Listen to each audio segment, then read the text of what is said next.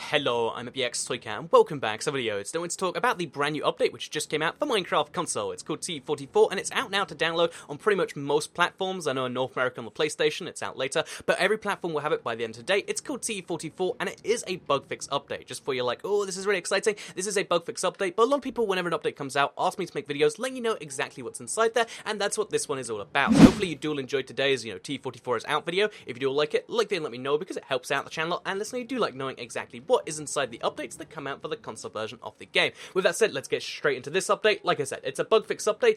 This is something we always know. Every time a big update comes out, there's always going to be some bugs that need to be fixed for a bug fix update, and that's what this is. So just in case you're the sort of person that hears that and gets angry and like, no, they should be working on features, the bug fixes were just a very brief thing, and this is also a way to add DLC to the game, so it really isn't like taking up their time in the next update. That's still at some phase in development. We just don't know exactly where. This is just like, oh, yeah, fix some bugs, add some DLC, make the game a tiny bit spooky. Because, yeah, the big thing in this update, if you want, like, new content, is the fact they've added, like, 3 brand new pieces of DLC, or I guess, like, 2 and a bit, because one of the pieces is a brand new skin pack. So this is, not only is this a skin pack, which I have literally no interest in, but it is a skin pack from the Pocket Edition. If you don't know, if you haven't recognized it, this is the Campfire Tail skin pack. It came with the Pocket Edition, maybe a month ago or so now, and here it is on the console, or I think it's a month ago, but here it is on the console version. As you can see, pretty cool thing if you want to experience some Mojang specific developed skins. I think it's really interesting that the Pocket Edition team and the console edition team are working together more and more, but again, to me it's just like, oh yay, skins, I'm gonna use these so often.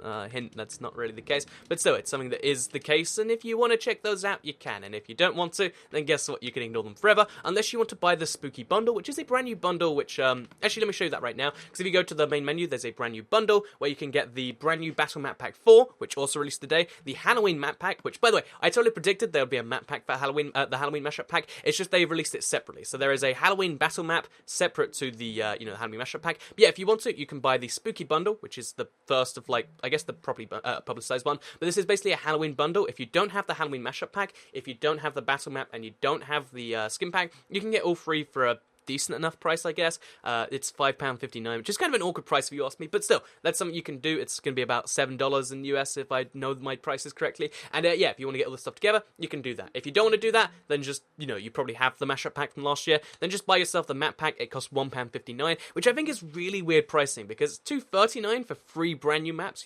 There's Snowbound Dig, there's a really cool, miniature size one, but yeah, there's 3 new maps for £2.39, and then there's 1 map for £1.59. Obviously, I mean, that's a bit bizarre, but I'll be streaming these new battle maps later on today, so make sure you check out the channel for that. But as far as DLC goes, yeah, there's 2 brand new map packs, 4 maps in total, a brand new skin pack, and you can buy them together, and that's your Halloween offers this year, which, again, was entirely where I predicted, except it's separate to the mashup pack. I think I broke the game. Oh, no, I didn't.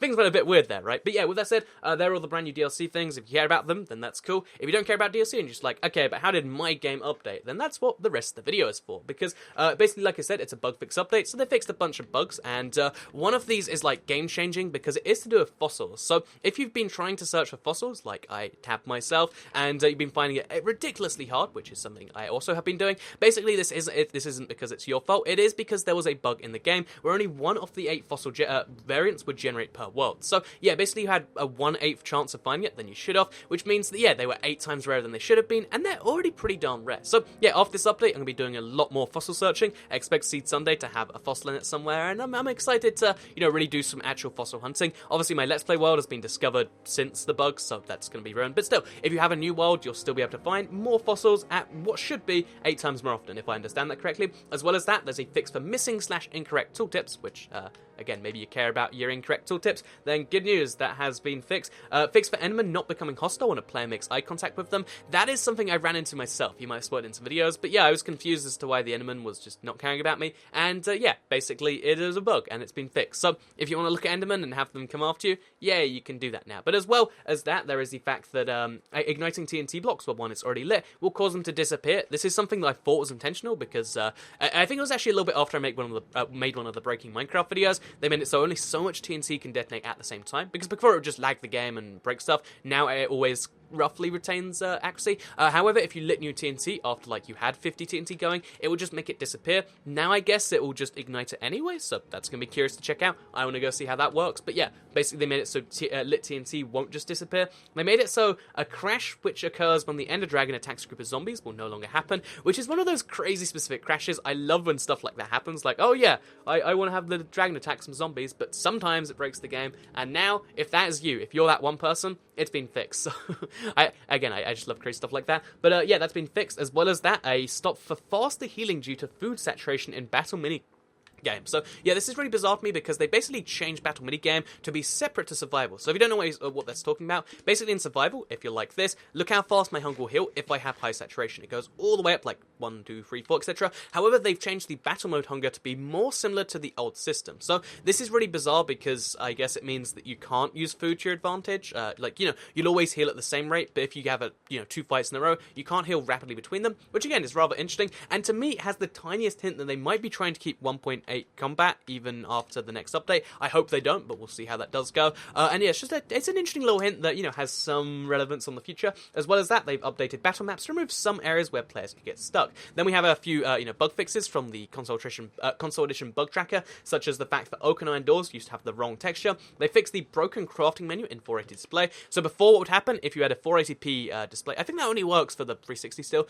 but if you had a 480p screen, then the boxes for the crafting table would all be out of order. No idea why or how, but they fixed that now, so boom, that's been fixed. As well as that, knocking a guardian off a great enough height to kill it would cause a crash. Again, I love hearing this stuff because, I love to kill my guardians with full damage and it's crashing the game. Good news, then if you're that one person, that's been fixed for you. And shears that don't break web blocks into web block drop. So basically, yeah, and a fun fact about TU44 a lot of people miss is the fact that now you don't need silk touch shears to get cobwebs anymore. You can just use regular shears, and they actually remove the ability to get silk touch on shears, which is, would have been fine if they'd have done it correctly, and they didn't, because what happened is when you broke the cobwebs, it did nothing, you got nothing. So yeah, for a while cobwebs were unattainable, they now are again, and you can do it without silk touch shears. So yeah, even though it was kind of true for the last update, it didn't work, so now it does. So yeah, good news, they fixed the shear dropping thing, and if you want to have cobwebs in your world, you can now do that, which I think is just kind of cool personally. So yeah, that said, that is all of the bugs that have been fixed in this update. There's 3 brand new pieces of DLC as well, except, it's really like